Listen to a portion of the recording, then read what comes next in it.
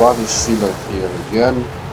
Time for the DLC seasonal challenges.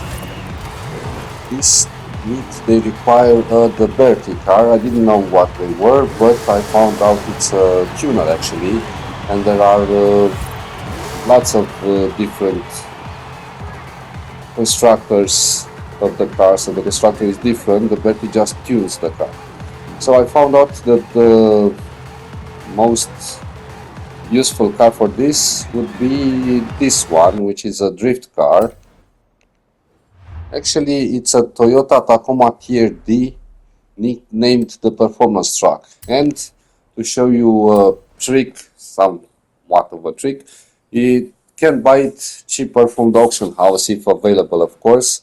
It usually costs 500,000 credits, but I found it with a buyout option with 300,000 credits on the auction house. Of course, the majority of the auctions were way beyond the 500,000 you will get from the garage. I don't understand why. Maybe they trick someone, or I don't know. But there are some that don't want to make profit or too big of a profit, and they sell it below the market price because they probably got it as a double from somewhere, or I don't know. So it's an option to get it cheaper. It's useful to take a look. Maybe you'll find it. So the DeBerti I had were all the F150 runner, which is a 4 car, but in the Challange print screen, the small icon from there, it's a Chevrolet car. I don't know which one it is. I didn't find as many in the market, but this one was the drift car, so I thought it would be better, but as I found out, it wasn't as easy. I had to even find a tune for my score to get high, or I'm not just good enough for the drift challenge, I don't know. Okay, let's go to the side. But first, let's show you the tune I found that was successful in the end. It was this one. Of course, the difference is not too high in money because it's already an expensive car, and this one class was almost to the maximum, not quite, but almost. It was only 26,000 credits more.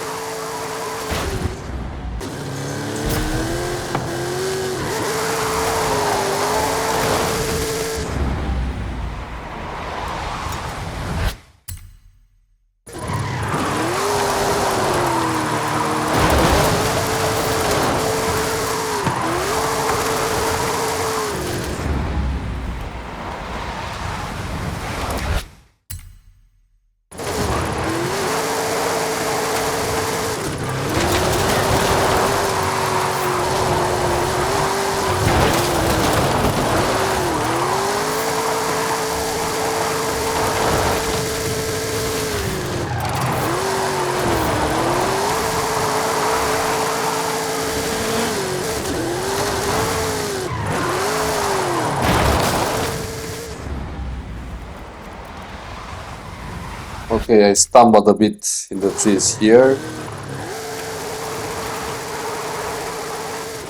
Actually, here. Just before the finish line, I had 105,000 points, and 110,000 points were needed for this challenge to be completed.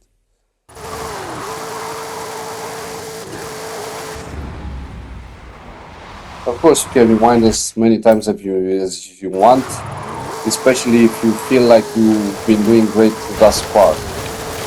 It's annoying to get failed attempts in the end, so I just barely made it. It took me a while to make it, but at least it's completed.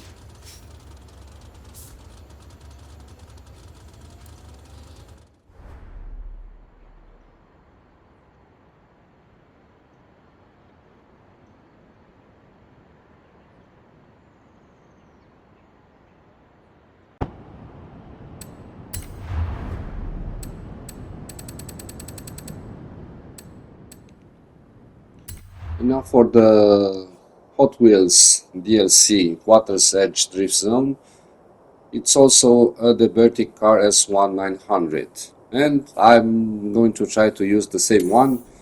Maybe I'll get lucky, and I did.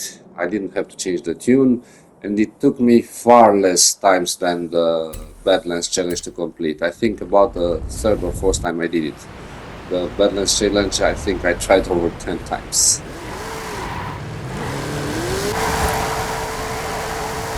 This time it really doesn't matter from where you start the challenge, because the drifting is kind of the same. The only thing it changes the direction of the curves, but usually, of course, you have curves to the left and to the right each time. And this time I felt my score was pretty high when I got to the lower part, and I thought it was going to worth rewinding a bit to get more points to the last curves, and finally I did it. 140,000 points, and this challenge is completed and much easier than the one before. Anyway, the Hot Wheels lanes are wider and easier to drift and not hit the walls and keep the same direction. But as you can see, I did struggle a bit towards the end for this one too, because I needed 10,000 more points at this point, but I did it and the challenge is completed. So if you enjoyed this video, don't forget to subscribe and click on the notification button, and if you liked it, of course, press the like button. Thank you very much. Bye bye.